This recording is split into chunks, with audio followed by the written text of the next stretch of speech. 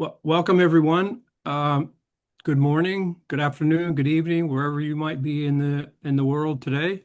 Um, I am Dr. Archie Wright. I'm the Executive Director of the Catholic Biblical Association, and I want to welcome you to our CBA's Unbound Book Review this morning of a brand new book called An African Introduction to the New Testament, edited by Ferdinand Okorie, Elizabeth Mburu, and Ebenezer Urga.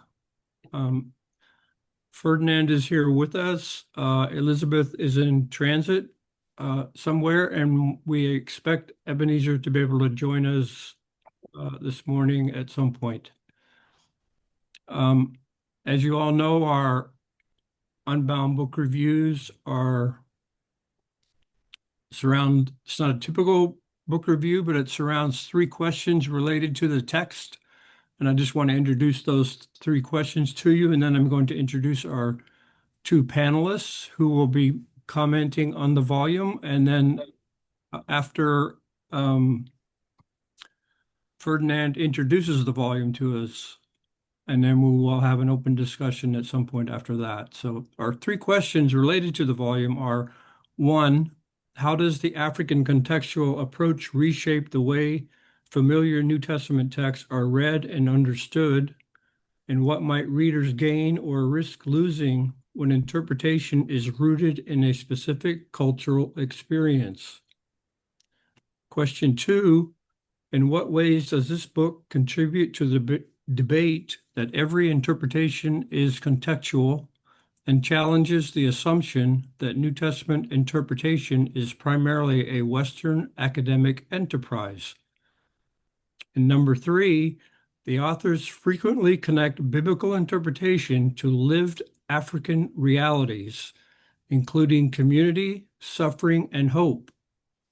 How does this emphasis affect the way Scripture functions for faith communities today? So let me introduce our two panelists this morning. Dr. Annette Potgieter is senior lecturer at the University of Pretoria. She earned her PhD in theology at Humboldt University in Berlin. She also holds an MA in ancient languages and a Master's of Divinity and a Master's thesis in New Testament. Annette contends she is a passionate New Testament scholar, interested predominantly in Pauline studies as well as the Septuagint studies, critical space theory, and metaphor theory. Just a few of her published works include Contested Body, Metaphors of Dominion in Romans 5 through 8, published in 2021, Experiencing God in Everything and Nothingness, Negativity, Embodiment, and Spirituality, a South African Perspective, in 2024. It's co-authored with Keegan M. Delport. And Song of Songs in Sense, Sound, and Space, also published in 2024, co-authored with Gavin Fernandez and Stephen Fisher. These among many other book chapters and essays. Our second panelist is Dr. Paul Adaji. He was a priest at the Catholic Diocese in Ekiti, and he is also a priest at the Archdiocese of Chicago. Paul earned his PhD in theology at Loyola University Chicago in 2021. His dissertation was entitled The Genre of a Meal, the Prototypical Instantiation of the Lord's Supper in 1 Corinthians 11, 17 to 34. Paul also earned a Master of Arts in Biblical Studies in 2015 from LUC. And Paul was an active teaching assistant in his time at LUC and remains an active member of SBL and CSBR. Paul maintains an active teaching ministry in the Archdiocese of Chicago, and Paul's favorite thing to do while teaching is to guide his students to a meaningful life where God might lead them. So welcome to Paul and Annette. And now let me introduce our editors of the volume that we're going to be talking about today. First, Dr. Ebenezer Urga comes from one of my favorite places in the world, Ethiopia. He has served as the department head for the MA in Biblical Studies and lectures in Biblical Studies at the Evangelical Theological College in Addis Ababa, Ethiopia, and is an adjunct professor at the Columbia International University and Ethiopian Graduate School of Theology. Ebenezer earned his PhD from Columbia International University in South Carolina. He is a member of the Equip International, SIL, Ethiopia International, and associate member of SNTS. He is the author of Intercession of Jesus in Hebrews 2023, co-edited Reading Hebrews Missiologically in 2023, Reading 1 Peter Missiologically in 2024, Reading James Missiologically in 2025, and Reading Hebrews and 1 Peter for Majority World Perspectives in 2024. Our second editor is Dr. Elizabeth W. Mburu, is an associate professor of New Testament and Greek at Africa International University in Kenya. Elizabeth earned her PhD in New Testament from Southeastern Baptist Theological Seminary in North Carolina. She's associate professor of New Testament and Greek at Pan Africa Christian University in Nairobi, Kenya. Dr. Mburu serves as on the editorial teams of the Africa Bible Commentary and the Africa Society of Evangelical Theology. Her books include a co-edited volume with Michael Horton and Justin Holcomb, Prophet, Priest, and King, Christology in the Global Perspective in 2025, Reading Hebrews and 1 Peter from a Majority World Perspectives with my good friend Sophanit Abebe, and one of our co-authors of today's book, Ebenezer Urga, in 2024, and also African Hermeneutics in 2019, among many others. And our editor is here with us today, and a good friend, Dr. Ferdinand Okorie, is the Vice President and Academic Dean, Associate Professor of New Testament Studies at the Catholic Theological Union in Chicago. He received his MDiv and an MA in theology with a concentration in biblical languages and literature from Catholic Theological Union in Chicago. He went on to earn his PhD in New Testament and early Christianity at Loyola University Chicago. Ferdinand's research interests include Greco-Roman contexts of early Christianity, the relationship between Paul's letters and the pastorals, the formation of Christian identity, and the intersection between religion and culture. Ferdinand is the author of Favor and Gratitude, Reading Galatians in its Greco-Roman Context. He has also co-authored 5 other books, including Bible Interpretation and Context, Reading Meaning from an African Perspective, co-authored with Mark Enamali, selected as one of the 10 outstanding books in mission studies by World Christianity and Intercultural Theology for 2023 by the editors of the International Bulletin of Mission Research. So welcome to all of you. And I am now going to turn it over to Ferdinand, and he is going to give us a brief introduction to our book today, An African Introduction to the New Testament. So Ferdinand, I welcome you, and we look forward to hearing about the volume. Thank you so much for being here. Thank you so much, Archie, and good morning, everyone. Good afternoon, wherever you are in part of the world. I want to thank the Executive Office of Catholic Biblical Association, Josh and Archie, for willing to pick up this volume for this event, and also my gratitude to Paul and Annette on behalf of my co-authors, Liz and Ebenezer. I thank Paul and Annette for willing to read through this volume and willing to offer some academic review of this volume. This volume is written, the contributing authors, 25 scholars contributed to this volume. 7 of them are females, 18 are males. They are all from Africa. They range from various denominations in the Christian family tree and they come from various parts of Africa, mostly from the English-speaking or Anglophone African countries. In this volume, the epistolary tradition, especially only 1 and 2 Corinthians, have more than one author. But the other letters in the tradition, like 1 and 2 Timothy, 1 and 2 Thessalonians, 1 to 3 Peter, and 1 to 3 John, has a single author in this volume. The authors of this volume had the freedom of the choice of method, but it must be grounded in the African context and the experiences of the African peoples in their interactions with the biblical material and their Christian faith. No particular African culture was highlighted over the other because of African Malay cultures. The volume addresses introductory themes in the books of the New Testament through a contextually framework that seeks to promote the role of context in reading scripture. The dialogue between text and context form an essential component of this volume, as it allows for interrogation of the words behind the text in front of the word in front of the text. It allows and follows a biblical theological approach that allows themes in the books of the New Testament to resonate with the African contextual realities.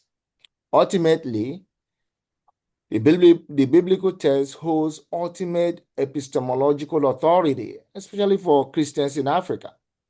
The authority of the African epistemological framework is based on the understanding that the meaning of the biblical narrative does not necessarily reside in the text alone, but more so in the interaction between text and context. The African perspective is a conscious engagement of cultures and experiences of the peoples of Africa with the narrative of the Christian perspective and Christian scripture. This volume is aimed at naming the existential impact of the faith of the African people in the presence of God in this world and also in their relationship with Jesus Christ. So since enculturation is incarnation of the life, death, and resurrection of Jesus Christ in the context of the lives of every believer in Africa, then in this volume, whatever is life-giving in the cultures of the peoples of Africa is affirmed, and whatever is not is dismantled through the application of the methods of biblical interpretation employed by the various authors of the books of the New Testament in this volume.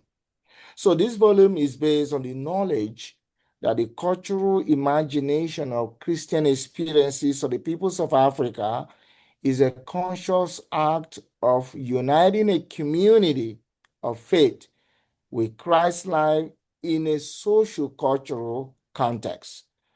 For this reason, the goal of this volume is to show that the contours of affirmation and transformation in the interaction between the African context and the books of the New Testament, and also the invitation for rejection and change in this interaction, so that the African context and the books of the New Testament can be life-giving for the peoples of Africa. That was the goal set out in this volume, which we hope, as you read it, that all our authors were able to address that reality. Thank you. All right, thank you, Ferdinand. Since we are still waiting on Annette, Paul, we're going to ask you to go ahead and go first with your comments. And Thank you so much, Dr. Archie, and also Josh, and Ferdinand also for this opportunity and the whole of CBA. This textbook, I like to call it a textbook because it's something that is very handy for not just scripture scholars, but pastoral workers and genuine inquirers of what it means for the New Testament to be at home in the continent of Africa. And as Ferdinand did say, it is introductory in every single word of it. I would say that, but I also see it as a gift in moving the conversation forward in Africa, and also as a challenge. So it comes as a gift on the one hand, and as a challenge, and trying to walk through the questions that have been that will guide us for this. I would say one of the things that stands out in this book is that none of the articles took the current literary and structural makeup of the New Testament for granted, especially when it comes to scholarship. So they pick up the questions of structure, they pick up the question of literary dimension again, before they actually went into connecting the themes. I think that is very helpful. This gives the book an overall academic feel and a good starting point for all the books of the New Testament in the review, and for maybe African students, maybe seminaries in Africa, and even, like I said, pastoral workers can gain more knowledge in that regard. In addition to these, there are attempts to utilize a methodology that takes the African context in view. For instance, there is the idea of the four-legged stool interpretation, which to me sounds very innovative. I would say, on the other hand, I would sometimes find it very difficult to differentiate this methodology from some other historical critical methods. But I would say that attempting to use homegrown interpretative tools is a step in the right direction. This way, readers will be able to conceive methodologies within the African worldview. This work also has the advantage of exposing the readers a lot to the socio-political issues facing the continent of Africa today, thereby fulfilling one of the stated goals of making the New Testament relevant for the continent. It picks up the issue of ethnicism a lot. And for that, I'm very grateful, because that's one of the main scourges we have on the continent right now. What is more interesting for me about the issue of ethnicism in the volume is the fact that some of the papers did note how this scourge has infiltrated the church, not just the Catholic Church, but also many other churches. This is context-driven interpretation at some of its best use. I did wish there were more references to the Rwandan genocide as a prime example of where this choosing of ethnic affiliation over faith can lead us. As a person, I'm convinced that the Rwandan genocide should be taught in every religious school or seminary in Africa as a place we do not want to go again. Somewhere else, I did note that when the bishops were meeting in 1994 for the Synod of Africa, the first Synod of Africa, the Rwandan bishops could not make it because the genocide was going on then. But sadly, when the post-synodal exhortation came out, there was barely a mention of Rwanda genocide and the post-synodal exhortation. So I still feel like there's an overlook of the Rwandan genocide as a focal point to see where we don't want to go. And the whole volume also, Rwandan genocide was mentioned only once. And the same goes for Eritrea and Ethiopia, which there's always this perennial crisis between the two nations. It does feel sometimes that the scholars who brushed the topic of Ethiopia and Eritrea, for one reason or the other, and these are two countries that have some of the unbroken history of Christianity on the continent, were a bit hesitant in calling out some of the issues. One central feature of this book is also the idea of Ubuntu. You know, it permeates almost every article. And Ubuntu is a Swahili word, if I'm right about that, or at least something, so a concept from South Africa that captures the communal spirit of the continent. Sometimes, however, I think that we sometimes tend to overuse the idea of Ubuntu, and this is why I'm saying this.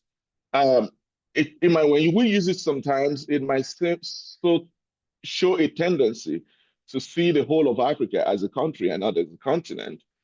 This sometimes is the challenge of contextual interpretation, since the context delineation can be very fuzzy, especially for a continent like Africa. It also has the tendency to exaggerate contextual facts. As a Nigerian, I have heard Ubuntu and I get the idea behind it. But I also like some other ideas of other various culture that in Africa that competes with the idea of Ubuntu. I would have loved to see that more in the text, but it seems as if we were always going to this idea of Ubuntu, which is not bad in itself, but I would say it can be narrow-minded. But the other question is, I want to say, when we pick up Ubuntu contextually, are we confident enough to make a critique of it? Is our Ubuntu the same as it has always been? Now, what are the contradictions with us professing Ubuntu and the shameful ethnicism that has refused to die in Africa? It is good to remind ourselves that we have to engage some of our positive values, and not just Ubuntu, and acknowledge that we might be losing a percentage of them. And what does this mean for our contextual theologizing? There's also the remarkable recognition of the role Christianity has played on the continent in uplifting women and other marginalized groups in the various societies. And we see that a lot. The fact that some churches in Africa today are led by women is remarkable in itself for most cultures on the continent. I do think sometimes some of the articles may have overstated the role of Christianity on the continent in the life of women, especially sometimes when I see what would the status of women in the Western world had been had Jesus never entered the arena. In some cases, it was some of these women within the church, especially I give the experience of my own home country, Nigeria, in the southwest of Nigeria. It's religious women, are religious nuns, and also apostolates like Catholic Women Organization that were able to push for some of this equality. Maybe some of their efforts, I would wish that they were more recognized. Um, the coming of Christianity became the game changer as the Christian faith promoted the equality of humankind and dignity of women. Maybe again, that needs to be nuanced, especially within the African continent.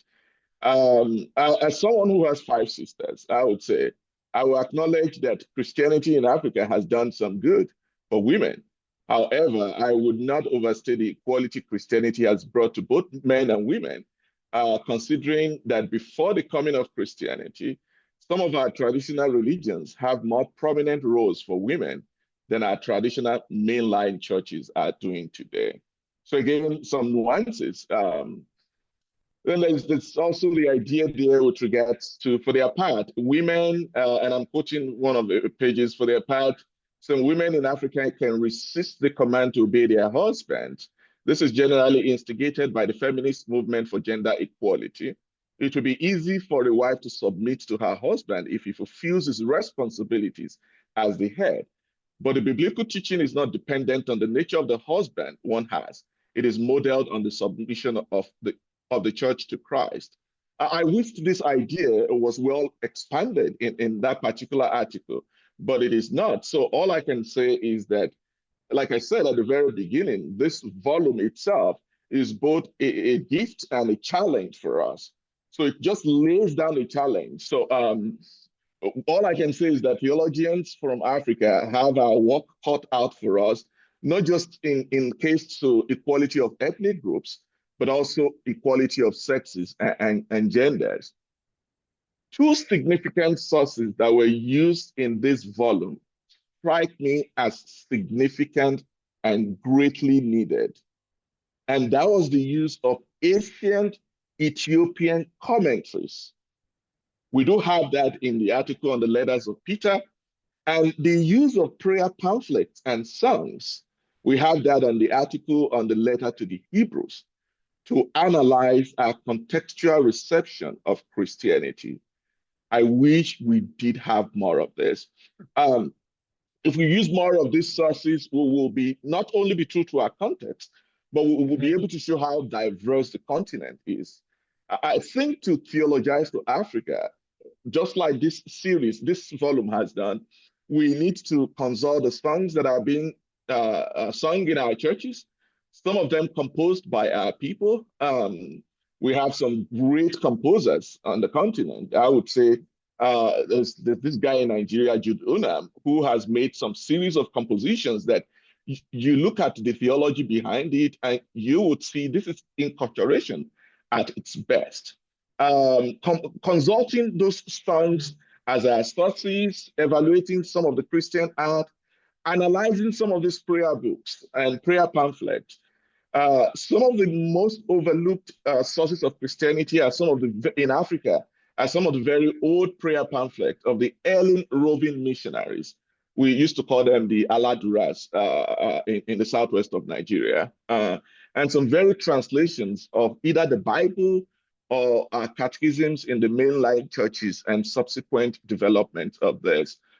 So I do think that consulting ancient Ethiopian commentaries, for instance, is just remarkable in itself. Unless we do this,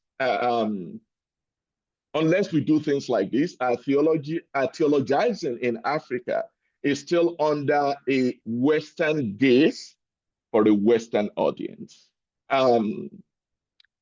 Just a little comment on terminology that I don't know why, and Ferdinand can elaborate on this. Why this work was mostly consistent in the use of terms. There were cases that called for more clarity. For instance, in some of the articles, we have minority versus majority world, while in some others, we had global north and global south. But I think there's also the frequent use of the term African Christians, and some other writers used Christian Africans. But from the introduction, Ferdinand did say there was the liberty to use the various methodologies. So that might be what is at play there. But at the same time, it might just be a sign of the diversity of the continent in itself. In all, what I can say is that this book is a right step in the right directions. It reminds theologians in Africa where we are from and where we should be going. One of the challenges this work lays ahead of many African theologians is the crafting of a sound anthropology for the African today. What does it mean to be an African? Are the Africans of the North the same as those of the West? Are those of the South the same as those of the East? Can we understand Augustine of 4th century Algeria the same way I understand myself? A Nigerian born and raised in Nigeria, but now about a decade and a half from home with strong links to the continent. How much of our past is the African of today still holding on to? Is the colonial African the same as the neo-colonial African? Have we not seen cases of some who argue that they are not Africans, but Arabs on the continent? And what does this mean for our theology? What does it mean to be an African who migrated to Europe through the Mediterranean Sea? What does it mean to be an African seeking greener pastures in the West today? We even have a terminology for this in Nigeria. It's called Japa. This is the greatest challenge that I see this work has laid down for us. Unless we are able to have a sound anthropology of the African today, it would be difficult to have a theology for that African. And this work highlights how complex the African context is for biblical interpretation and what it means for our community and our lives.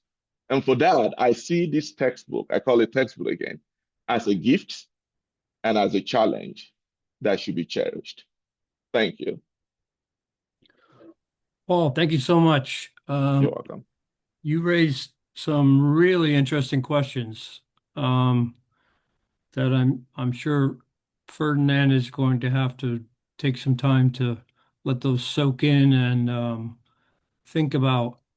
Um, Unfortunately, Annette is having trouble connecting with us from South Africa. We're not sure she's going to be able to join us. Right now, we're trying to get her comments or possibly get her comments so that we could read them.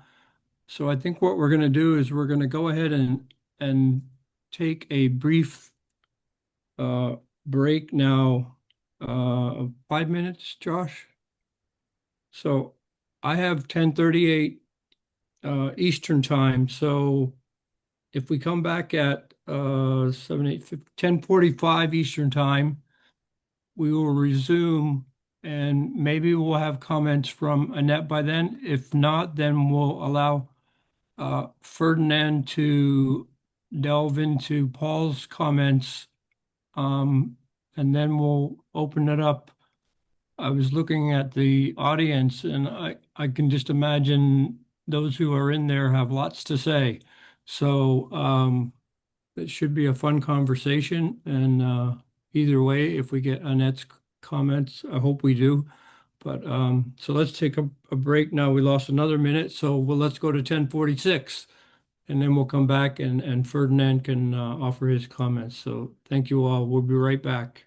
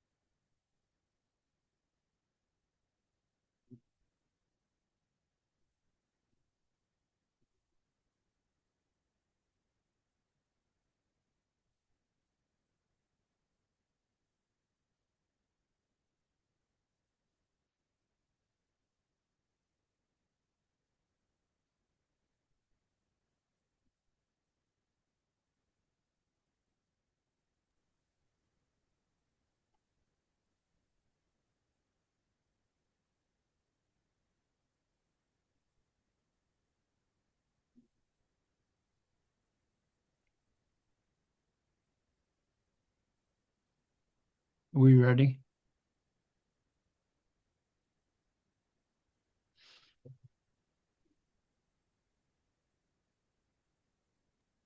That a yes? Yes, we're ready. All right. Welcome back, everyone. It is now 10:48 Eastern Time. I want to welcome you all back. Unfortunately, Annette has still been unable to connect, so we are sadly going to have to continue without her. So we are going to move to Ferdinand's response to Paul's comments, and then we'll give Paul an opportunity to respond to Ferdinand if he wishes, and then we will open up the floor to comments from our virtual audience, wherever you all might be. So, Ferdinand, I hand it over to you now, my friend. Thank you very much, Archie, and thank you so much, Paul, for what was a detailed and comprehensive review of this volume. I want to start with what we call the low-hanging fruit kind of observation that you made, which is as it concern the as it pertains to the reality that most of what we do in African religion and Christianity and theology, and even in biblical studies, still have some Western trappings surrounded, and more than about 15, if not 16 contributors to this volume were educated in Europe or North America, or what we call the global North. And only about nine or 10 were educated and their doctoral degree. That's what I mean by that. And their doctoral degree in New Testament in Africa. And the rest of us earn our degrees in North America or Europe. And so we still carry that and have we still carry that vision of Christianity that we all learn in doctoral program and in doing our doctoral work.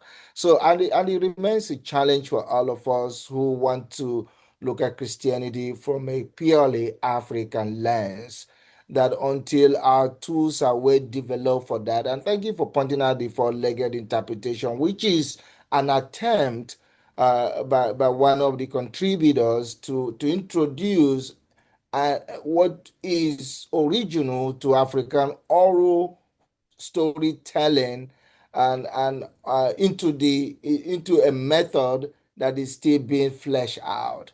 And in doing that, there are some weaknesses and strength in that. And the tendency is to fall back to what we all learn in graduate school in order to strengthen a method of interpretation that is still being thought out and given its own place in the whole methodological tools that we all apply in biblical interpretation. Another excellent observation you made, and I wanna we struggle with semantics. And what I mean by that, the whole minority versus majority you pointed out, which is very, very well said, and the whole global north and global south. As we edited this value, we want to avoid economic languages like underdeveloped world, the third world, the first world, the developing world, and the developed world. We want to avoid that, and in doing that, we are not very successful in finding a better semantic that again people can resonate with without us creating a new word, and that is why anyone who read this volume is gonna run into words like minority, majority, global north. When we talk about the global north, we're talking about Europe and North America. And we're talking about the global south, obviously. We're talking about everything south of the equator. And again, does it define what geography? No, but for the sake of this volume, we kind of allow authors to get to where they are going in their interpretation from Africa. One of the things that we didn't do very well, maybe in the introduction to this volume, is maybe spend a few minutes, a few sentences in the first paragraph to remind readers that Africa is a vast continent.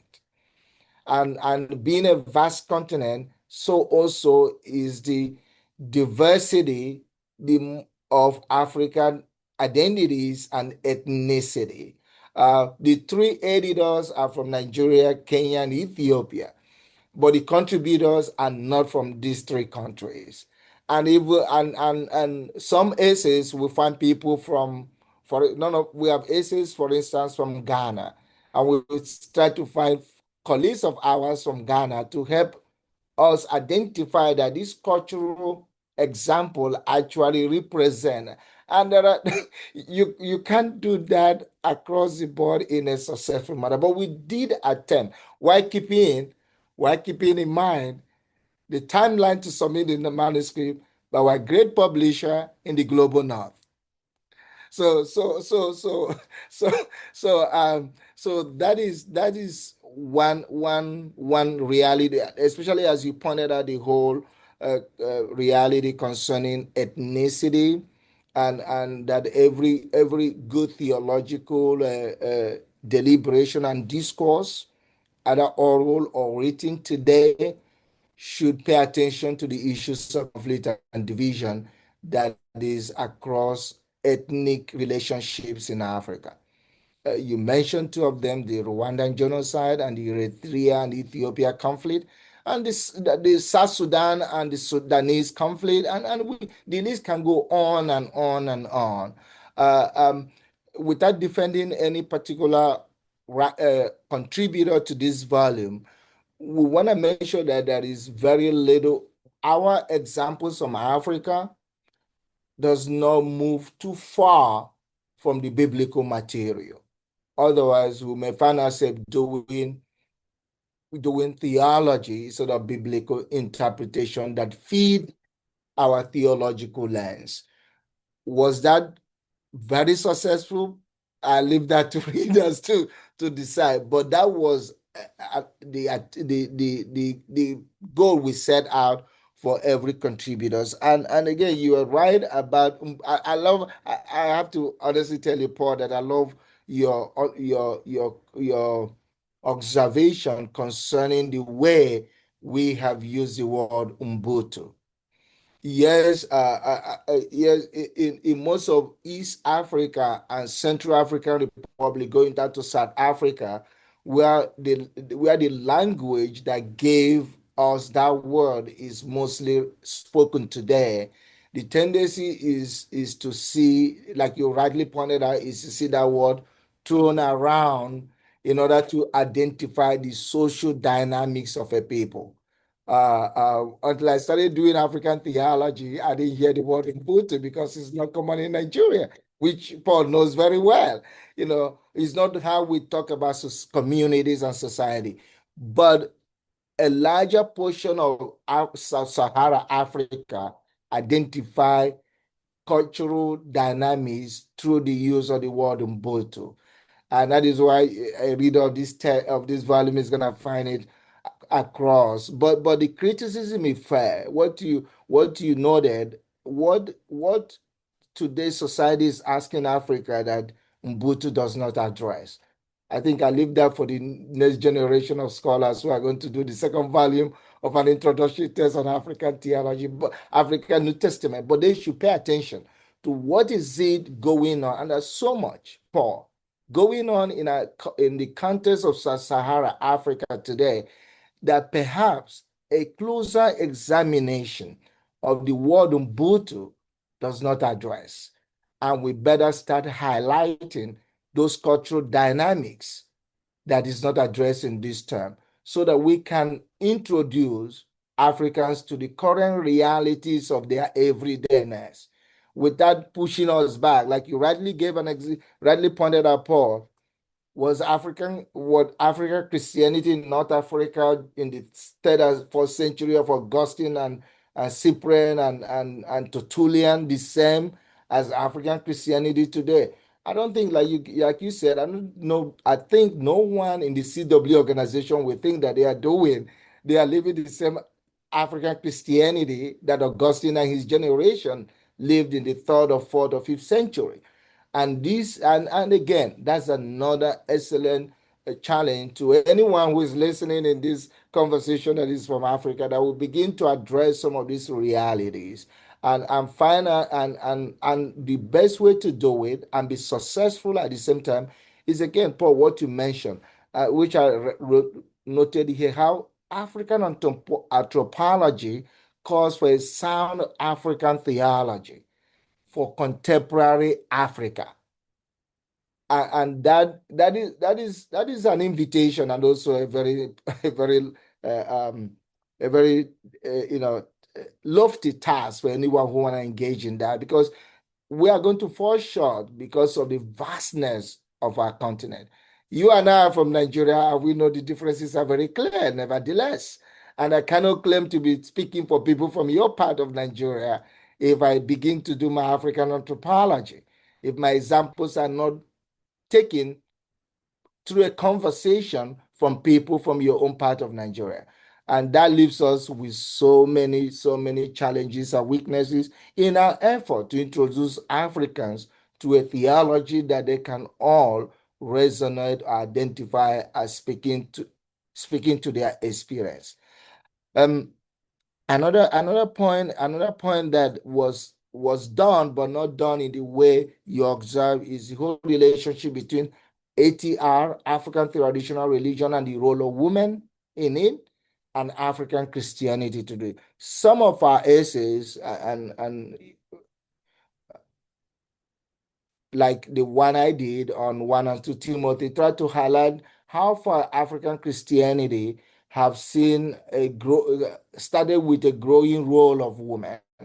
You pointed out one society that I never paid attention to, that continued to play a key role, especially in Roman Catholicism in Africa, or in Roman Catholicism in Nigeria, to be specific. And I know that organization is also in Ghana and also in Cameroon, the Catholic Women Organization, and we know that they play an unbelievable role in the context of Roman Catholicism and everyday parish experiences in every parish across all the dioceses in Nigeria. And their role is one that is pastoral, is social, and also is an example of faith formation for young girls in Nigeria, for instance, and also in Cameroon, where I see the same thing happening. And finally, I want to point out another issue that you mentioned is the folklores, poems, songs, not only songs by great Judo Nam and many other composers, but the African folklore, African proverbs, African songs, and African poems. We are not a lot of example. We are coming from those vast material and literature in this volume. Again, I can't speak for all my 25 contributors, but it is the limit that we set for this volume. And we know that it's setting that. I remember Urga and Ebenezer and I talking about this 2 years ago, that the limit we set for this volume is an invitation for anyone who want to undertake the same task to take it forward. And I look forward to the next volume on African New Testament interpretation that pay attention to our proverb, to our folklores, to our songs, and to our poems that are both Christian in origin, composed in that context, and also traditional and cultural in origin, composed for that context. Because in both, in whether it's the Christian one or the African cultural one, they attempt to do, among other things, connecting individuals and community to the ontological reality around them, together with the divine being. So you are very right to point. I think you have said that if you're an African in this group listening, I think Paul Adaji has set us on a new task to engage the songs, the folklores, the proverb, and the poems that are very, very, that speaks to our reality, our identity, and connect us to ontological being, even beyond the physical. Thank you very much. All right. Thank you, Ferdinand. Some excellent responses. Paul, would you like to respond back to some of those or comment? Yeah, thank you, Dr. Archie. I just want to thank you again, Ferdinand, and the group for what you have done. I mean, I don't think um, right now in the continent, whatever, maybe there's a teacher in a seminary would find this book not helpful, especially the way you picked some of the approaches. And you talked about the low-hanging fruit, about the fact that many of us were trained in the West. I am trained in the West. I'm not speaking Yoruba to outline my ideas. I'm speaking English. I don't think there's something necessarily bad in that. Um, I do think it's just the recognition of the fact that um, we are trained here, but and again, that speaks to the anthropology that I'm talking about. We are not, in a way, which is not sad. We are, some of us, most of us, are not fully African in the way we think about it 100 years ago. And we are not fully Western. So we are in this liminal space. Our publishing culture is not strong enough as what we have in the West. So we are forced economically to look to the West for part of our audience. So again, the anthropology comes in. And one other thing that I would just want to say is one thing that I would also, I think one or two of the articles did it, is just as we pick up Greek words, Hebrew words, and make an analysis of it, or Latin words, going to some of the words in our own language. I know, like, I do know, like, the your own language has words in which, if it lands in Christianity, if we pass it, it's a gift for the world. So that's another thing. Maybe we look forward to. But you're saying you have been talking about the future, the future, the future. The future is you. So you probably have to go back to the table and let's do something like this again. That's all I'm going to say. All right. Thank you, Paul. So we are now at the point of open discussion. So as you saw, I put a note in the chat there. So if anyone has questions for Ferdinand or Paul, the floor is now open. If you wish to come on screen and ask your question, Joshua will bring you on screen, or if you just want to type your question in, Joshua or I will read your question for you. Just make sure you address it to whoever you wish to answer. Don't be shy. This is an open, friendly discussion. And these two gentlemen are very friendly and open to hear comments and critique about the book, and would love to hear what you have to say about it. So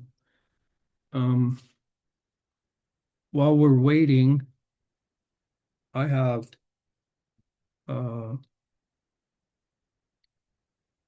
one or two that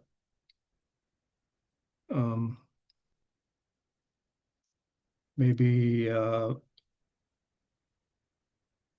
maybe you both could think about it, or okay, I think it was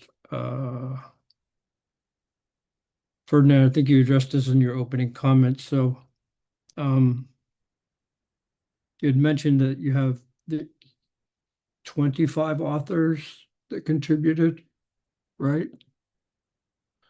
You're muted. So Yes, Archie, I did. okay. So were any of those authors from countries that are under conflict right now, like Ethiopia, Eritrea, South Sudan, um, uh, but there's so many. It's just Yeah, there's some. Yeah, you're right. That's so. Yes, we have my co-editor Ebenezer Urga is from Ethiopia. yeah. Um, Nobody specifically is a Sudanese-born contributor, but most of them have done some work, ministry work or teaching work in Sudan.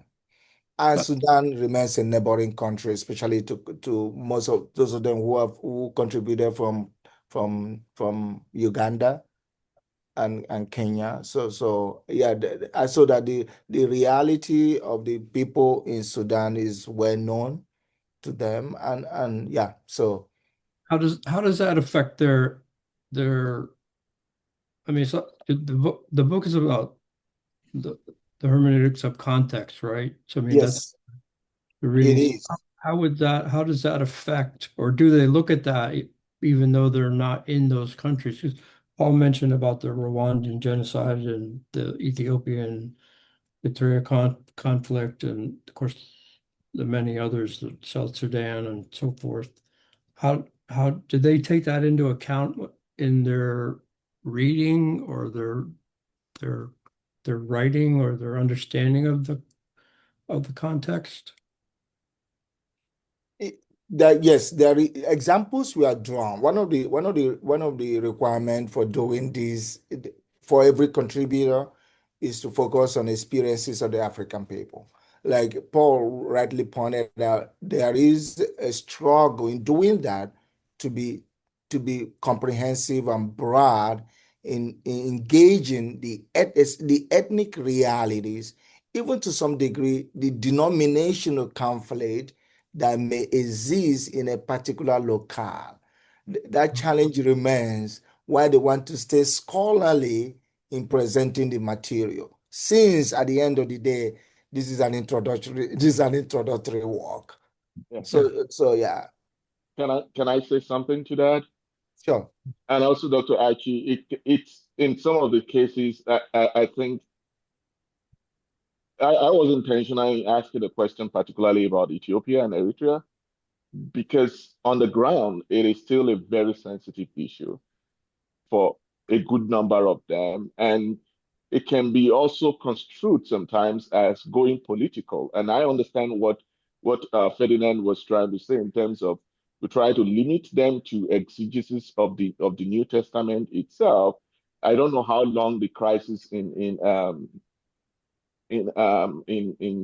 Eritrea, Ethiopia has been, but it's almost like forever. And to also know that there are also non-African factors still on the scene. So I might think, for instance, for Ethiopia and Eritrea, it might still continue to be a very sensitive thing because some of their churches are also national. Yeah. Um, so that's what I think. I think even inside Ethiopia itself, when you have the Tigray the conflict up in the Tigray area, that Yes. how does that affect because there you have an internal tribal basically Mhm. conflict going on. Yeah.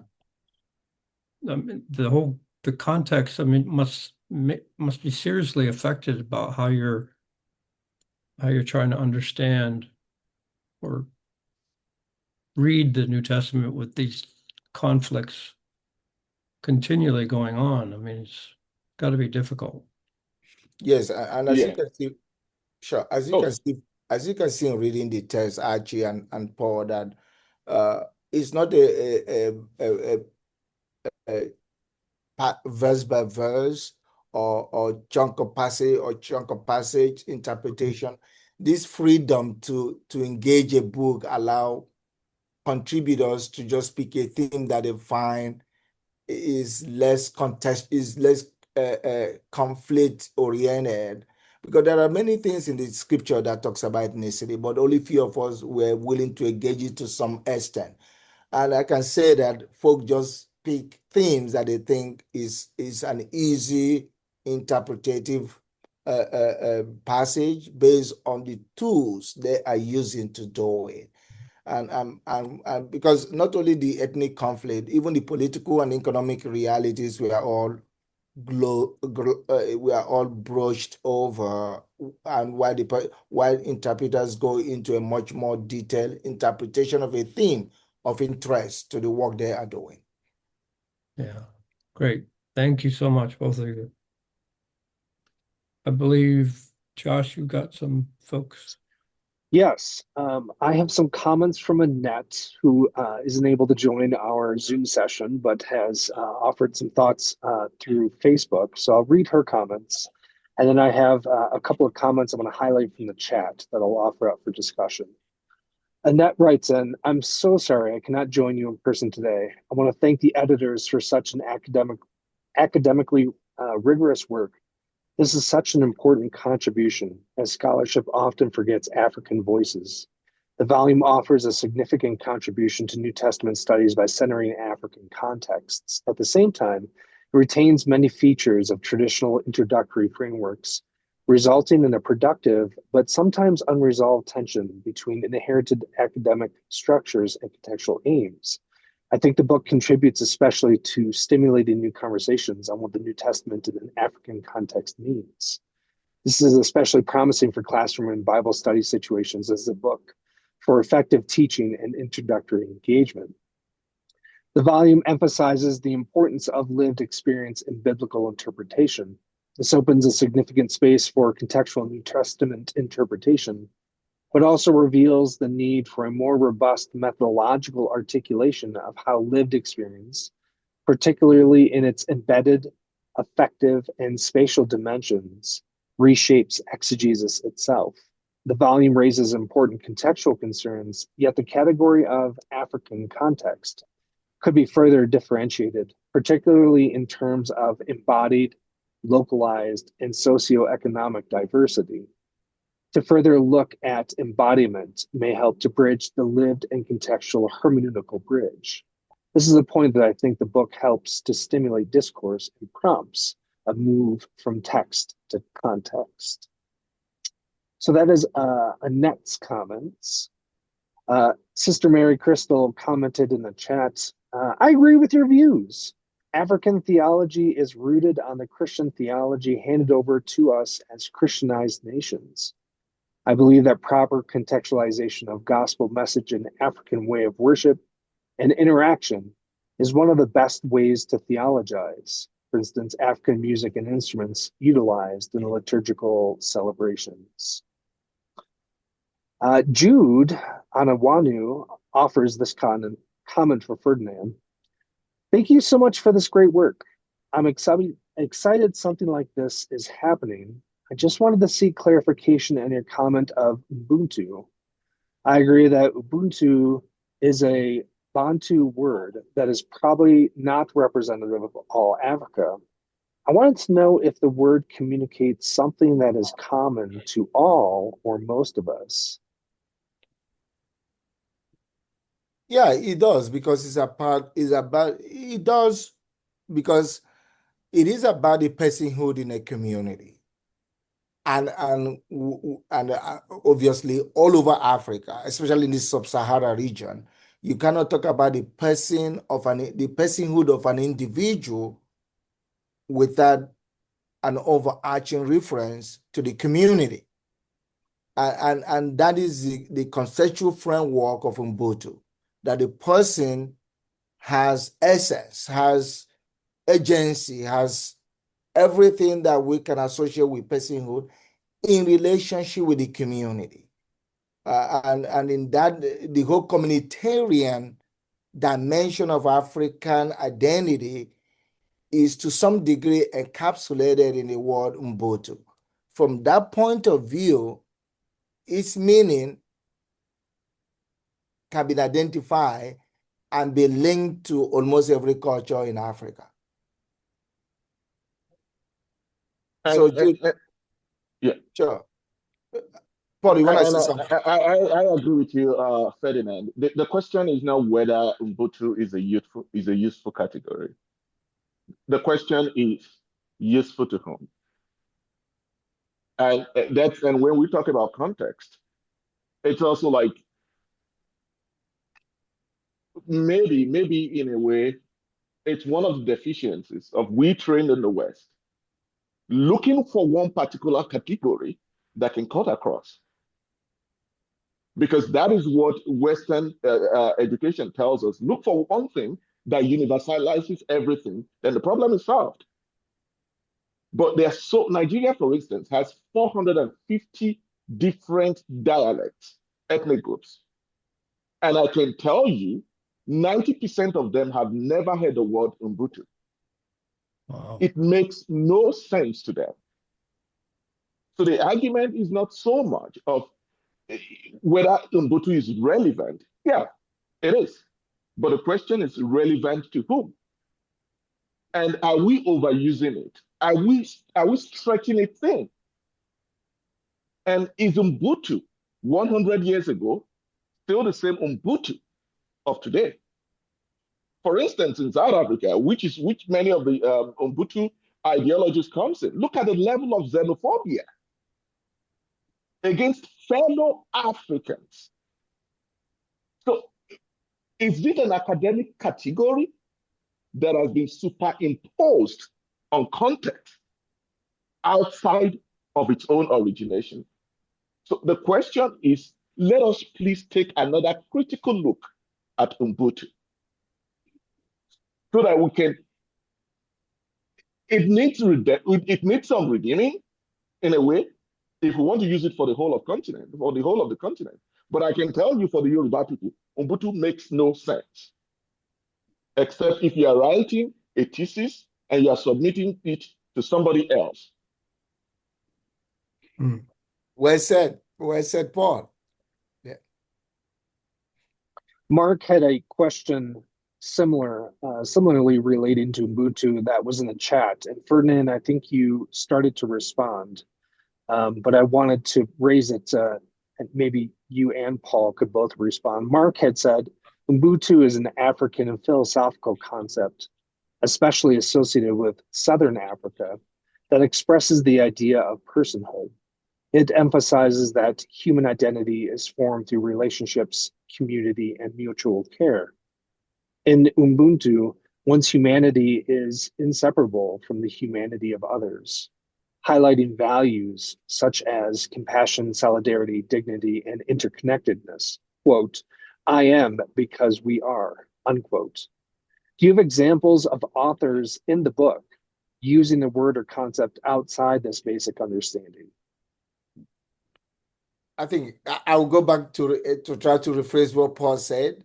Both what I said and what Paul said are the tension that exists in the use of terms and terminologies to get them to mean everything in every context in Africa. Of course, for those who uses it in the Southern African region and East Africa, it helped them to understand themselves as a community. But like Paul pointed out, if I go and throw that word out somewhere in my neck of the wood in Nigeria, I have to explain what I mean by it because they have never heard it. But they understand community, the relationship that is between the community and the individual. But the challenge for all of us listening today is what Paul just presented. Ethnicity, ethnocentrism, and xenophobia continue to trail our so-called communitarian understanding of our existence. And until we address that, the use of terms make no meaning in the reality of our lives. But no scholar in this text uses it, based on my question, no scholar in this text that I know of uses it outside the communitarian aspect of the term in relationship with the individual. Yeah, and I agree with you. Every single person who used it completely in that Bantu sense of community, which the reality is there across of Africa. And like he just reiterated, um, we need to look at that word again. If and not just that word alone. All all our ideas of community. What does community mean right now in the face of the scourge of ethnicity and xenophobia? We can't just we cannot just place a word on the altar and let it remain on the altar even when the altar itself is breaking down. So that's what I would say. And not just Ubuntu. I mean, terms of community that we're using across Africa. I mean, Leopold Senghor has the idea of the negritude, and that was a great idea from Senegal. And it's a French community. It has nothing to do for the Bantu community. That's also an idea of the community, but we need once again to look critically and genuinely and honestly at our ideas of community. They are not the same as they are. And sometimes very close, exclusive community is destroying us. All right, so we have a question from Ngema and Ruben. So Ngema, we'll go to you first, and then we'll come to Ruben after. Thank you for this opportunity. My gratitude to the authors for this seminal work they are providing to us, and the panelists for the beautiful intervention. My name is Ngema Wilson Eno. I am a PhD student at the Graduate Theological Union in Berkeley. I think of myself as an emerging narratologist who is interested in peace building, using the Bible for peace building purposes, especially in sociologically diverse communities. And my research, my dissertation, I'm really getting into African intercultural hermeneutics to look at the Hoi Judaio question, the burning and slippery Hoi Judaio question. And so what is happening here today is of a particular interest to me. The question I want to ask is to find out your experience, Dr. Okorie, and your group, your experience of marginalization in the scholarly guild. What has been your experience and how do you manage that? We are lucky that in the CBA, we could have a discussion of this nature. I'm aware of other contexts where a proposal to discuss a research using a method like coming from Africa is simply reserved for times like breakfast and other times, and not for main discussion. In other words, it's not taken seriously. So if you encounter questions like, how can you justify using a 21st century African communal concepts to interpret a first century Mediterranean text? Aren't you just using African culture as an apologetic shield for this and that and that and other similar questions? Have you had that kind of experience that points to marginalization? And if you do experience that, how do you manage that how do you manage the experience? Gemma, thank you so much for that question. Why not take me out for lunch so that we have that conversation over lunch?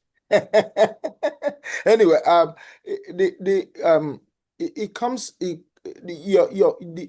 address your question, Gemma, is to look at the growth of post-colonial interpretation in scholarship since the 70s, right?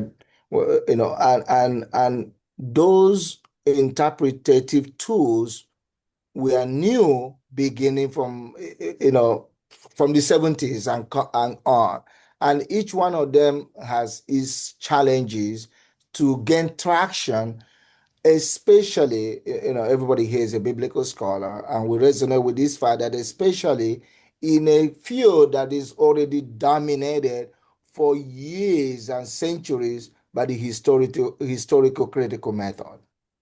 And the only way that you can and a voice in the table is to keep advancing your own tools as a legitimate tool to investigate the biblical narrative. And all those post-colonial tools, whether it's feminist, cultural, disability, and the list can go on and on and on, or peace-building tool, each one of them in the guild is expected to earn his place just as historical critical method. And you are going to get a question. You are going to be doing a cultural interpretation and get a question on historical critical method, because scholars do not expect you to neglect how important that perennial, if you may like, tool of interpretation has brought us to where we are. And to some degree, my friend, without the historical critical method, we may never think about other methods beginning from the 70s. And nobody. I appreciate the word marginalization of tools. At the same time, it depends on the one using the tool to actually. I talk about how womanist or feminist interpretation has gained so much traction, but it started from somewhere. Post-colonial tools like the African ones we use, whether post-colonial or cultural, it's the work of people like you that will bring it to the classroom, and it become an interpretative tool. So I have no face, especially with this book. Josh, when we started this program, just told me 50 people registered, and I can tell you they are not all from Africa. And everyone who registered is interested, is curious, is willing to learn, and is willing to adapt. And that's the only way we can continue to make marginal tools become majority tools through the work all of us are doing. Is that enough? Any other thing you have? Let's talk over lunch. Very good. Ruben? Still there? There you go. Thank you for this opportunity. Thank you, Paul and Ferdinand, for organizing, planning something of this kind. Even the opportunity to discuss the subject is itself, I think, progress. Oh, sorry, I didn't even begin with an introduction. I'm Ruben Dunia, as you can see the name, from Boston College. I'm a PhD student of the Department of Theology.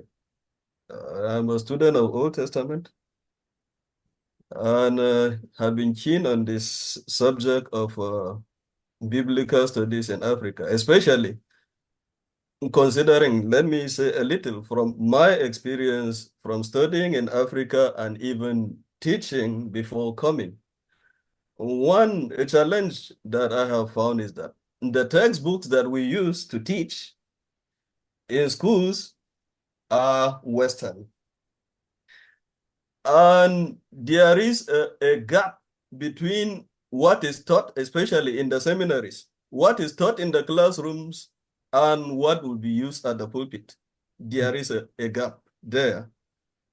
But a burning question that has been there that I don't know, maybe you paid attention to it, or it may come up another time, is the articulation of the methods. If you observe, when you talk of literary, whether it is literary criticism, historical criticism, genre criticism, post-colonial, or whatever, all the methods that I mentioned, they are not tied to a place. You don't hear German criticism, American criticism, European criticism. No. But when it comes to the case of Africa, we want to name it Africa. As if, I don't know why it goes that way. And then what is it like? I have listened to the conversations here. Most of the conversations are about Ubuntu, about the people, about the problems of today. I did not hear much thinking as of the text. I heard more of Africa than I heard more of the New Testament itself in this conversation. If we have a method, what is our method like? Or we may not even have it, But are we even thinking about it? Are we proceeding from text to society or from society to text? Whichever way we choose, I think we need to be clear about it and be deliberate about what we are doing. I'm not legitimizing one way or the other, but I am eager to see that happen. But I'm leaving it to you. I don't know whether these are questions that you have thought of, or if you have thoughts about progress, further work on this. I'll be glad to learn. Thank you so much, Ruben. Very well said comment. What you just said reminded me of one of our meetings at the African Biblical Hermeneutics at SBL, where we try to address some of the semantics and language-based weaknesses that often trail what we do in scholarship. But one of the things that all of us, including yourself, Ruben, will acknowledge is that we are bringing our experiences as Christians to the biblical text that was written for other people in their contexts and realities. And in doing that, our identity is key. Actually, we don't make the biblical text. In what we try to do in this book, the biblical text, like I said in my introduction, the biblical text is not the locus of interpretation, but the African experience. And for doing that, I'm sorry, I just have to say Africa, because that's what I want to do. I want to carry the experiences of my people into the biblical text and not the other way around. And because I'm going to do that, I'm going to do an African interpretation. And I want to tell you that why we did this book 3 years ago, the Asians did the same thing with the same publisher. Asian introduction to the New Testament, and then the publisher reached out. We talked about this in San Antonio 2 years ago, SBL, and then we did the same. We did what the Asians did. The Latin American did something similar, but on a completely different, with more of a liberationist perspective, knowing how much liberationist theology and perspective have permeated the Christian reality and cultural reality of people of Latin America. But for us from Africa, we want to bring our experiences to the text, written thousands of years ago. And for that reason, my dear friend, you will hear us talk about Africa a lot in the book. I hope, I hope that is not a weakness, but a place of strength. Thank you. If I can say something, Ruben, thank you for your observation. But what you just said, um, it's also a challenge for you as an African. Um, um, but one of the things I'll go back to when you're talking about historical method is like some of this method started from somewhere. Like it's obvious that the historical critical method started from Germany, and there is still that German influence. There's when I was in a graduate school, they said they would tell us that God speaks two languages. He speaks Greek and German. So that was the impression that I got. So I don't think there's more challenge. There's no one of the reasons why uh, methodology is a nightmare today, especially for the African. This is what and not just for the African, for anybody who is trying to start their conversation anew. You see, we human beings, we are less diverse in experiences than we did 500 years ago. Our experiences are less diverse. But how we see these experiences are more diverse than 500 years ago, are more diverse than 500 years ago. That is a methodological nightmare. How do you interpret Bible for an African who is on TikTok 24/7, who listens to Hallelujah, Hallelujah Challenge in Nigeria for the whole month? So the methodological challenge, if we're talking about maybe 200 years ago in Africa and the Bible was there then, methodology wouldn't be, we don't have much contact with the West. Our experiences are more diverse then. Methodology would not be a problem. But we have swum in the waters of the West. We have derived from the same water. It's flowing in our academic veins. No surgical operation is going to take that out of us. But at the same time, how are we true to who we are as Africans? If we don't utilize that and bring something out of that, we will be failing biblical scholarship. So we need to talk about Africa. If our interpretation is out in a way, I would say biblical scholarship is less rich. So let's talk about Africa. Let us talk about it for the next 100 years. Maybe by then, a clear African theology would have come out. It is not our, like the Hebrews, like the Jews would say, it is not our job to start the work. It's not our job to finish it.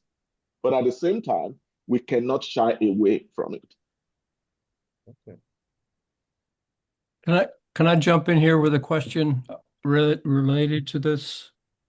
So how would this be different for how would the context of this be different for Africans who have lived in the diaspora for multiple years and haven't lived back in the continent or their homeland in let's say a decade and a half? How would that impact their contextual interpretation now? If I may quickly, actually, I think it's going to be a huge challenge for a diasporan African who have never, I'll give you an example, who have never sat in a 2.5 hour Catholic Mass in Nigeria. Just an example. It's going to be a huge challenge. Who goes home to Africa and find 2 hours liturgy on a Sunday? Too long. Right there, he or she has started from a Roman Catholic perspective. And even to some degree, even our Pentecostal and evangelical brothers, where services, the longer the service, the more effective. That's just a very little example of how to describe the challenges a diasporan African who have never lived in the continent, who have never interacted, and maybe his or her life in Africa, in their own country, his or her parents' country of origin, where he or she visit, he or she only spends time in the city and never experience what it means to live in the small communities and villages, and is a biblical or a theologian or a sociologist. He or she faces some interpretative challenges unless there is effort to be an ethnographer to some degree, so that he or she can learn some tools to engage in an honest and academically clear manner the African context. But already, like Paul said at the, I think it's Paul that said at the beginning, living in two worlds and finding yourself in the middle.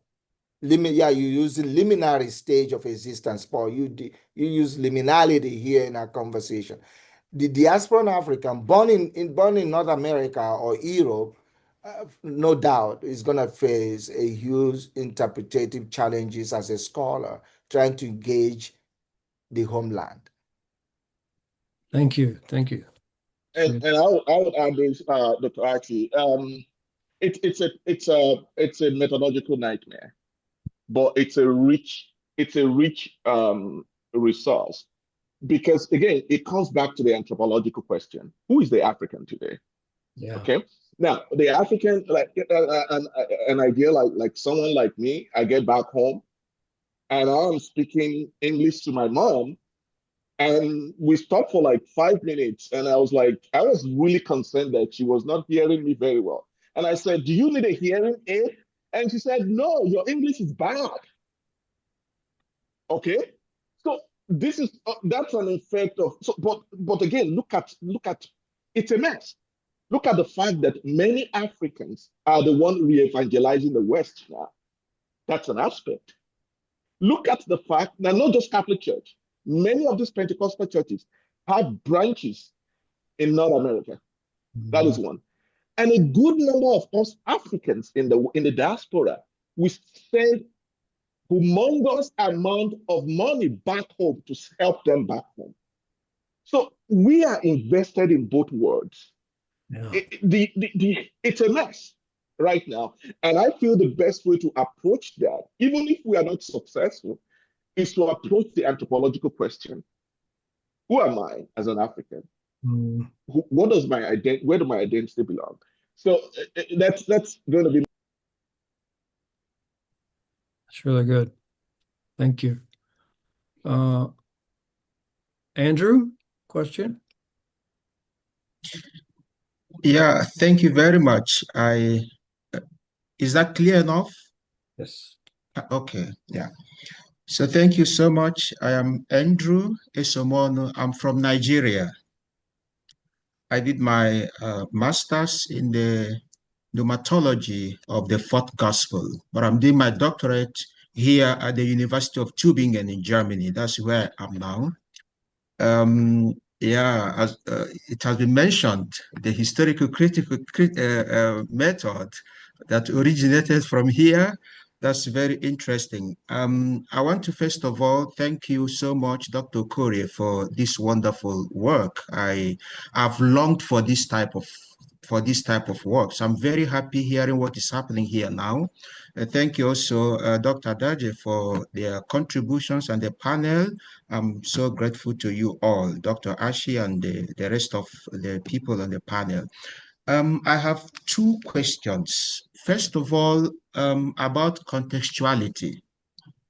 Dr. Okorie, when you said, first of all, taking our African experience to the text of the world of the text or the text itself, I find that very interesting. But I would like to ask: is there anything we risk losing? As I saw on the question so far, I've not heard up till now. Is there anything we risk losing? Is there any disadvantage or something we would have gained if we did not do that? Or when we do that, is there anything we risk losing? Maybe what the author had in mind or something? Or do we gain a whole lot and we do not lose anything at all? So that's my first question. Then the second question has to do with methodology. Yeah, we are working with some of the established methodologies we knew in biblical scholarship, and also post-colonial methodologies we have.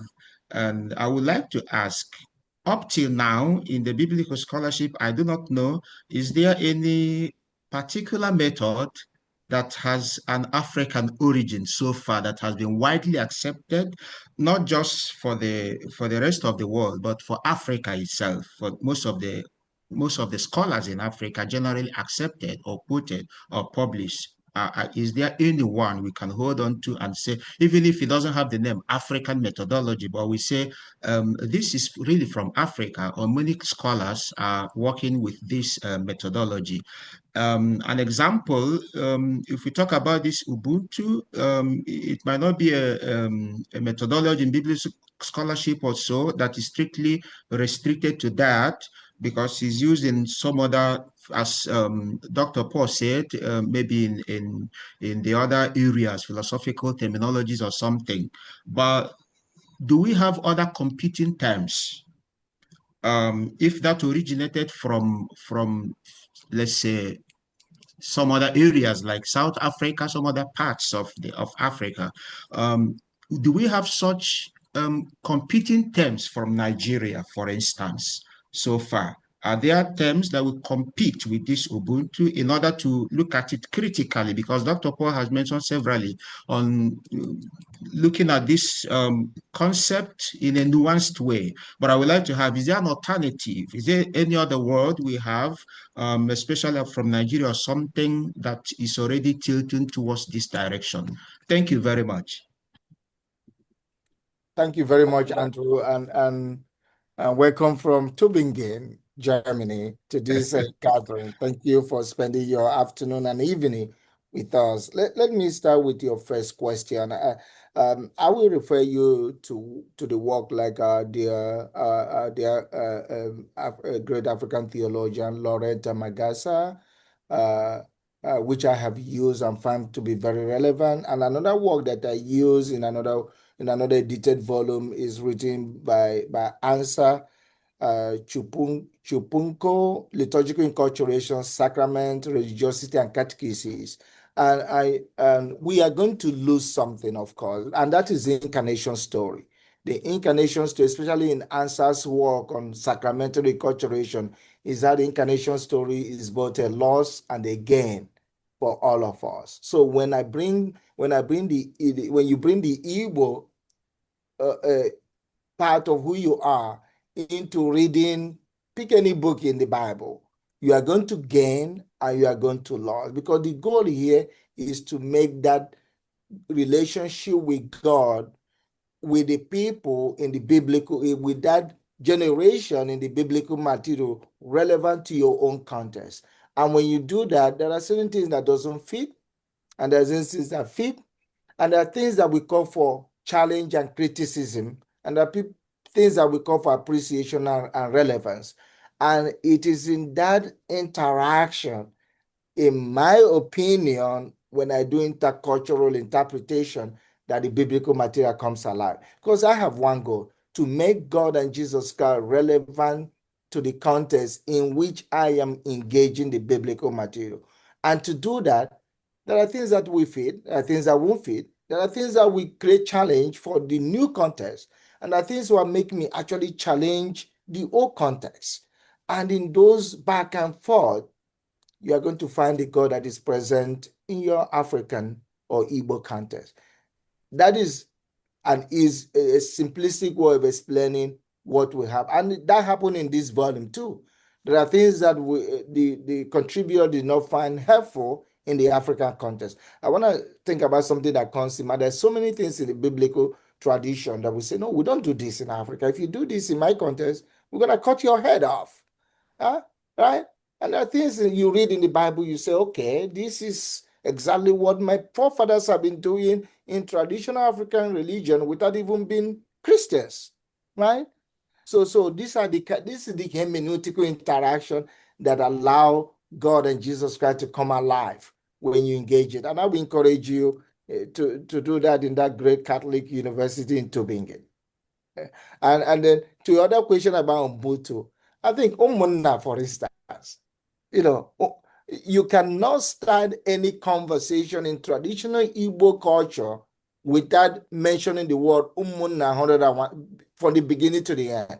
Because the Umunna, Andrew, is more important than you, the speaker in the group. Right? I just for another work I am doing, I just finished reading Arrow of God 101 times again. And you know that in Arrow of God by Chino Achebe, is always the community. The protagonist of that story defied the community. And you know what happened to him and his family? The deity came after his first son. Why? Because his father, who is the priest of the deity, defied the community, did not listen to the community. Why? Because Umunna, Mbutu, community, us, is before you as an individual, right? So I will leave it at that, but I know it's bigger than that. But that's an example of Ubuntu. It's the whole Umunna in traditional Igbo culture. All right. Thanks, Fernanda. Keith, we're going to turn to you now for your question. Thank you very much. And thank you, Dr. Okorie, for leading out in this, I think, important work. And even though my last name says Burton, from a DNA perspective, my name is Kaito Chukwu. I am Igbo. I found it out through DNA, of course, but Jamaican ancestry, British born. So I'm currently teaching at Edmund Health University, the author of The Blessing of Africa, The Bible in African Christianity. That's my 2007 publication.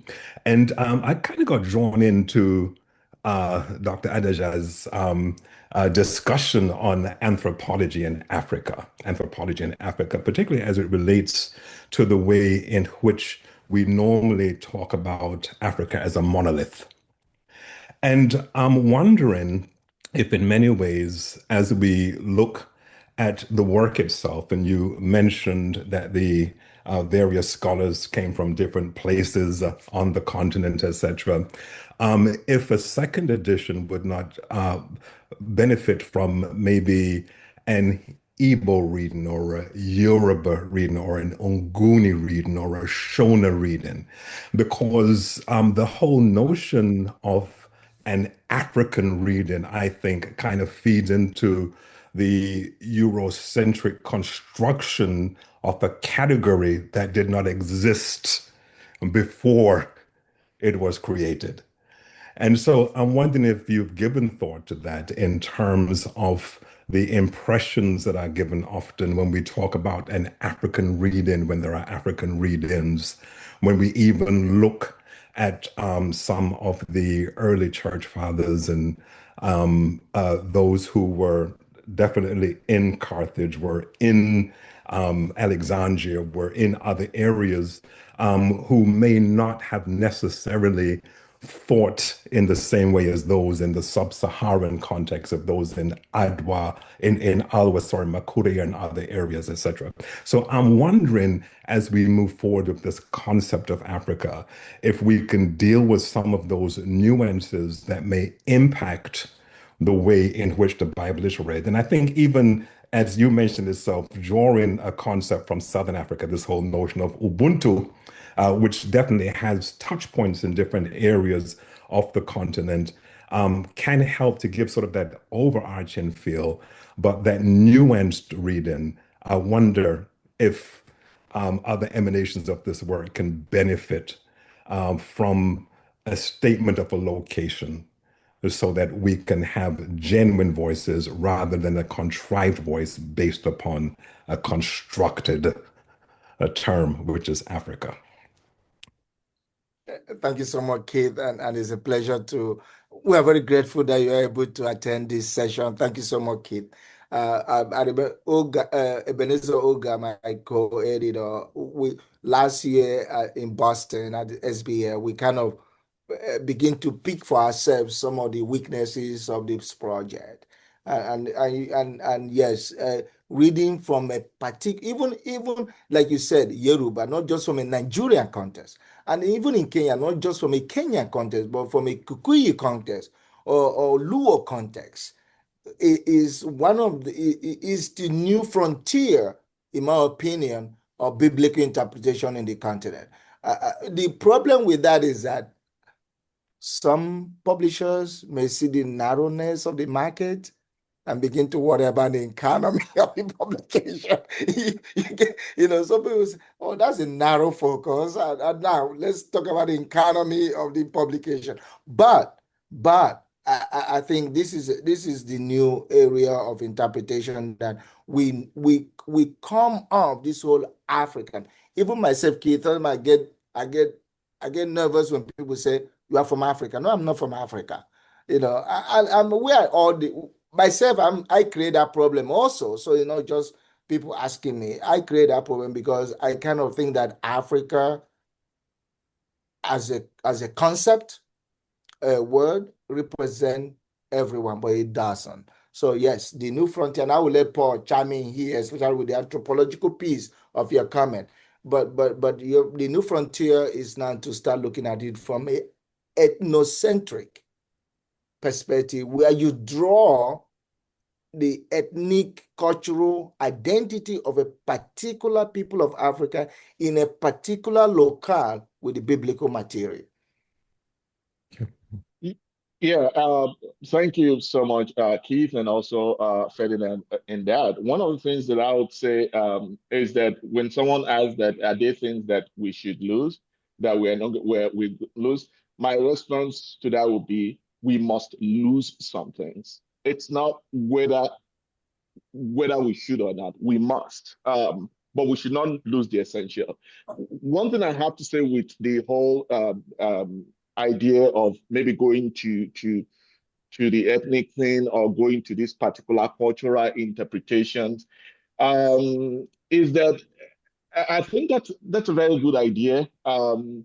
It even gives the idea of the diversity of the continent in itself. For instance, the Pope just left Algeria some days ago. There are only about 30 parishes now in Algeria, 30 Catholic parishes. So their own experience of Christianity is in the face of Islam, completely in the face of Islam. I grew up with a form of Islam that is more tolerant than what is in the north of Nigeria. So the understanding of the faith is it's different, and we can borrow this from Europe also. For instance, the movement that led to the Second Vatican Council mainly started mostly from Switzerland and also France. Now, they don't call it French Swiss, but everybody knows that there's the. So every part of Europe has contributed to the old dimension of what we call, for instance, Puritanism in Scotland is different from Puritanism in England. Okay, and it is also different from Puritanism in New England. So but it's the same European continent, okay, that has different emphasis. I think we need to start paying attention to this. But like Ferdinand said, it is not that we don't have the brains, it's that we don't have the publishers. Thank you. All right. I am afraid we have reached the end of our 2-hour time slot. I can't believe it. That went so quickly. It was such an engaging conversation, and thanks to a fantastic book and a fantastic panelist, and thanks to Annette for sending her comments as well. And let's thank Ferdinand and his co-authors for writing the volume, and everyone else who contributed to it. And thank you, Paul, for being here, for adding all your comments and interaction with everyone. And thank you all who came on screen. Excuse me, ask your questions. It's always very helpful. This is, I think, probably been one of the most interactive audiences that we've had in quite a few months. It's really great when everybody just jumps in and becomes a part of the conversation. And I don't know how many of you out there are CBA members, but this is just an example of some of the things that we do. We support our membership, as Ferdinand can attest to. We're trying to expand our international footprint. The continent of Africa is on our radar and moving in that direction. Hopefully, in 2027, we'll be trying to put on a CBA international conference there. One question I was going to ask, but never got to, was I think Paul raised it, was how would a women's conference be accepted in West Africa? It doesn't sound like it would be very well received, but we'll talk about that some other time, maybe. But if you're not a member of CB, I would encourage you to join, because we have lots of funding for research. We have lots of funding for travel.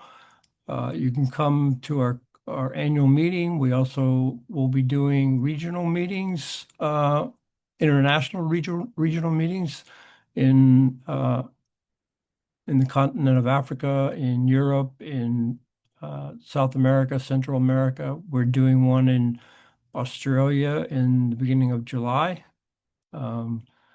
So you can go to catholicbiblical.org to become a member. We have I think the lowest membership rates in all of the associations. You can stay up to all of our events on social media or our website. We have a couple of excellent UBR events coming up on May 1st at the same time slot, 10 a.m., 12 p.m. Eastern Time. We have Dale Allison from Princeton Theological Seminary. His newest book, Interpreting Jesus, will be having a UBR panel on that. And then on May 20th, same time slot, Hugo Mendez, The Epistles of John, Origins, Authorship, and Purpose. So those should be two very exciting Unbound book review sessions. So we're really looking forward to them and hope you can come out and join them. And thank you all for being here. Thank you all who are out there in Etherland. Those of you who are on Facebook and those of you who will be on Facebook watching this, we really appreciate you taking part in the Catholic Biblical Association Unbound Book Review Series. We're doing our best to support our authors and our members, and that's what we feel our task is, and we want to thank you for being here. And thank you again to Ferdinand and Paul for being on screen with us. Thank you so much. And thank you everyone else for being here. Thank you, Archie and Josh. Thank you so much, my friends. Wonderful. Thank you. Thank you. I totally appreciate Archie and Josh. Thank you so much. Special thanks to Joshua Scott. He puts all this technical stuff together and makes it happen. If it wasn't for him, we'd be watching cartoons at home. So something like that. But anyway, thank you, Josh, and thank you to CBA. Yes. Thank you, everyone. We'll see you next time. Thank you. Bye. Thank you, everyone. Bye-bye. Bye.